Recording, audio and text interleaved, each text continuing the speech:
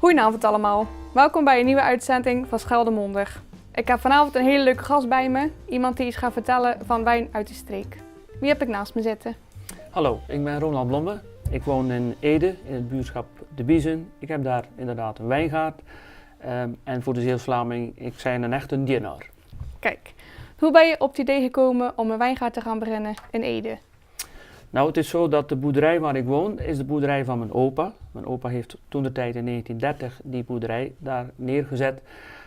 We zitten daar in een gebied met zandgrond, dus dat betekent dat we daar geen grote boerderijen hebben. Het zijn allemaal kleine boerderijtjes. Mijn opa kon daar netjes van leven. Mijn vader heeft dat ook geprobeerd om daar een boerderij te runnen, maar hij moest ook netjes gaan werken. Omdat het niet rendabel genoeg was. Ik heb altijd vanaf na mijn schooltijd besloten om te gaan werken. En 20 jaar geleden heb ik de boerderij van mijn vader en moeder overgenomen. En zocht ik eigenlijk een nieuwe uitdaging voor de boerderij. Ik heb eerst 20 jaar als hobbyboer wat akkerbouw gedaan. En ik was eigenlijk op zoek naar een nieuwe uitdaging voor mezelf, maar ook voor de boerderij om die in stand te houden. Oké. Ja. Ja, klinkt mooi. Ja. En wanneer ben je precies begonnen met het opzetten van de wijngaard? Ik ben in 2011 beginnen aanplanten. Toen zijn de eerste wijnstokken de grond ingegaan. Vervolgens zijn we geleidelijk aan meer gaan bijplanten toen we zagen dat het goed liep. Mooi. Ja. Is het lastig om wijn te verbouwen in Zeeuws-Vlaanderen gezien het weer en de grond? Ja. Dat is een terechte vraag. Die vraag wordt mij heel veel gesteld. Dat zou wel. Waarom in godsnaam in Zeeuws-Vlaanderen een wijngaard beginnen?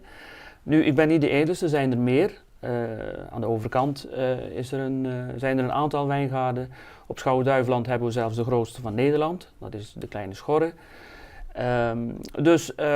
Met die gedachte en ik had mezelf wat verdiept natuurlijk in de wijnbouw en de mogelijkheden die in Nederland en België er zijn qua klimaat. Heb ik de stap genomen om toch te gaan aanplanten en te kijken of dat lukt. Dus we zijn klein begonnen, maar ondertussen zijn we nu ongeveer 1 hectare groot. Dus het begint te groeien en het klimaat zit mee, want we zien de opwarming van de aarde toch geleidelijk aan vorm krijgen. Afgelopen zomer was best een mooie zomer en dat was perfect voor onze druifjes. Dat is mooi. Ja. En hoe gaat het dan in de winter bijvoorbeeld? Als het flink vriest, heb je daar dan meer last van? Nee, in de winter hebben we in principe niet zo heel veel last van de vrieskou. Daar kunnen de wijnstokken heel goed tegen. Het enige gevaar zit hem wel in april in de nachtvorst. Want dan zijn de wijnranken eigenlijk al aan het uitlopen. En als je er dan nachtvorst overheen krijgt, ja, dan loop je het risico dat ze kapot vriezen. Dat hebben we ook al een keer gehad.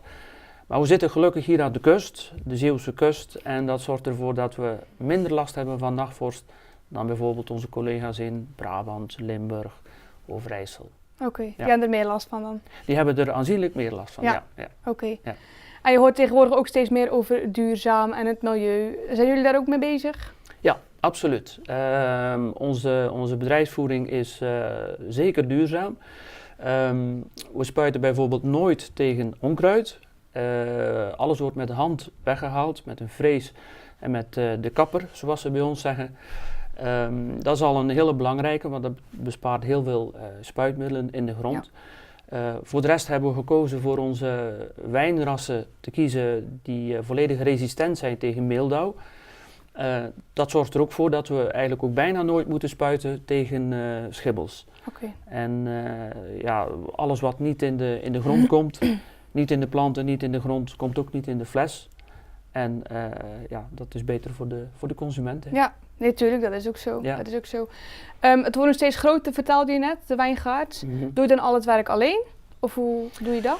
Ja, het werk in de wijngaard zelf doe ik eigenlijk voor 90%, 95% zelf. Daarom is het eigenlijk ook een hectare groot, want alles wat het groter wordt, wordt het lastig om nog alleen te doen. Dus dan moet je al flink gaan mechaniseren of je moet met mensen in dienst gaan werken. Dus vandaar ook dat het bewust nu 1 hectare groot is. Ja. In de pluk wordt dat moeilijk om dat alleen te plukken. Ja, dat is niet te doen, denk ik. Dan moeten er 3000 wijnstokken geplukt worden. Maar dan hebben we gelukkig heel veel hulp van vrijwilligers. We hebben een hele enthousiaste club van vrijwilligers, van jong tot oud, van dienaars tot heel ver weg. Dus ze komen van overal. En die zorgen ervoor dat dat klusje toch geklaard wordt in afzienbare tijd. Dus daar zijn we heel blij mee met die mensen. Ja, dat geloof ik. Dat is belangrijk ook natuurlijk. Ja. Zijn er ook meer activiteiten te doen rondom de wijngaard, behalve het wijn maken en alles netjes houden? Ja, we geven veel rondleidingen. Rondleidingen kunnen bij ons geboekt worden vanaf 10 personen tot 60 personen. Dus ook hele grote groepen kunnen bij ons terecht. Zo'n rondleiding is heel informatief, maar ook min of meer ludiek opgezet, zodanig dat het allemaal niet te zwaar aangezet wordt. Het is een leuke middag, dat is het belangrijkste voor de mensen. Ja, tuurlijk. In de winter doen we wijndiners in onze proeverij binnen. We noemen dat High Wine. En dat is een concept met 5 verschillende wijnen en 5 verschillende gerechtjes. En mensen kunnen dan in een hele ontspannen sfeer kunnen ze wat meer te weten komen over wijn en lekker eten en drinken. In de zomer doen we datzelfde, maar dan voor een grotere groep. En dan kunnen 60 mensen bij ons aanschuiven voor het lange tafelplezier, zo noemen we dat. Dat is een concept met een wijndiner midden in de wijngaard. Dus je zit tussen de wijnranken, zit je lekker te eten en te drinken. Dat is bijzonder. Ja, dat Ja, is dat is een heel leuk. unieke ervaring voor veel mensen. Veel mensen die weer huiswaarts gaan zeggen van, nou, dit was uniek, dit hebben we nog nooit meegemaakt. Ja. Dus dat is leuk om te doen, sowieso voor ons, maar het is ook leuk voor onze gasten. Natuurlijk. Voor de rest verzorgen we naast ons lange tafelplezier ook nog op aanvraag familiefeesten, bedrijfsuitjes, recepties, babyborrels. Kan zo gek niet verzinnen. Ontbijtsessies doen we 's morgens in de wijngaard, dus tussen de wijnranken. Lekker ontbijten. Ja. Van alles en nog wat. Hoeveel flessen wijn bottel je nou per jaar? En zijn die flessen dan alleen voor lokaal gebruik of gaan ze ook verder weg? Ja, we zitten op dit moment op een productie van ongeveer tussen de 1500 en de 2000 flessen. Dat is nog niet de volle productie, want we hebben in fases aangeplant. Dus iedere keer komt er een stukje bij qua aanplant en wordt de productie iedere keer groter. Maar als we op volledige productie zitten, en dat zitten we in principe afgelopen jaar zaten we dat al bijna, dan zitten we rond de 5.000 à 6.000 flessen per jaar. Dat is flink. Ja, en we verkopen dat voor het grootste gedeelte aan particulieren via mond-tot-mond reclame. Dus mensen die bij mij aan de deur komen of bij een activiteit bij ons zijn en dan na afloop wijn kopen. We verkopen ook aan winkels. Er zijn een 5-tal winkels in West-Vlaanderen en eentje in België die de wijnen verkoopt. En een aantal restaurants ook waar we aan leveren in West-Vlaanderen. We exporteren ook naar België. Ja. Dus, we hebben ook veel Belgische klanten, dus Kijk. daar ligt ons exportkanaal. Ja, dat is Ja. ook mooi toch? Ja, heel Zuidburen leuk. er een beetje betrekken. Ja, Belgen zijn echt de Bourgondiërs, dus Ja. die lusten wel een glas wijn. Natuurlijk, ja, dat Ja. is ook zo. Dat Ja. is ook zo. Hoe zien de toekomstplannen er verder uit voor de wijngaard? Nou, zoals ik al zei, zijn we niet echt van plan om ons areaal te vergroten. 1 hectare is namelijk een beetje wat je als 1 arbeidskracht aan kan. Zouden we het willen vergroten, dan moeten we of flink gaan mechaniseren of met personeel gaan werken. Dus dat is nog even de vraag of we dat gaan doen. Maar zeg nooit natuurlijk. Misschien dat we dat wel doen, dat zien we nog wel. Wat we wel willen doen is nog een kwaliteitsslag maken op onze rode wijn. Tot nu toe is het zo dat we onze rode wijn altijd na 1 jaar verkocht hebben. Na 1 jaar lagering, na 1 jaar rijping. Nu willen we dat uitbreiden naar 2 à 3 jaar laten rijpen op eikenvaten.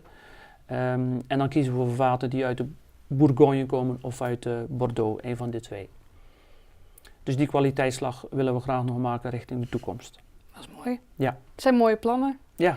Ik heb natuurlijk best wel wat vragen aan je gesteld. Zijn er dingen waar je zegt van ik wil graag zelf ook nog iets vertellen wat nog niet aan bod is gekomen vanavond? Nou, wat misschien wel leuk is om te vertellen is dat we ook onderdeel zijn van een fietsroute. Een fietsroute via de Nederlandse organisatie Happen en Trappen.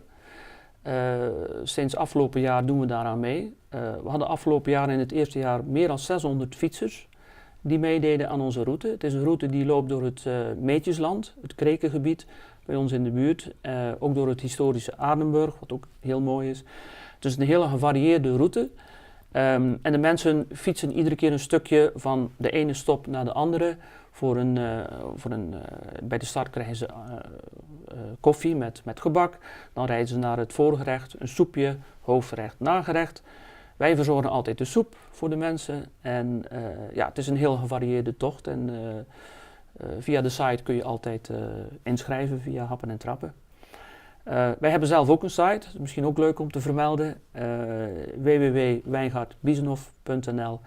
En voor zover ik iets zou vergeten zijn om te vertellen, gaat het daar vast op staan, want onze site is heel uitgebreid. We proberen hem altijd actueel te houden met leuke foto's en leuke filmpjes. Dus ik zou zeker de mensen willen uitnodigen om eens te kijken op onze site. Ja, ik hoop ook dat alle mensen dat natuurlijk gaan doen. Ja. Bij deze wil ik je heel erg graag bedanken voor vanavond. Graag gedaan. Het was leuke informatie. Ja. Ik denk dat Zeeuws-Vlaanderen er toch wel wat van opsteekt. Ja. Ook wil ik graag de kijkers bedanken voor vanavond. En graag tot ziens.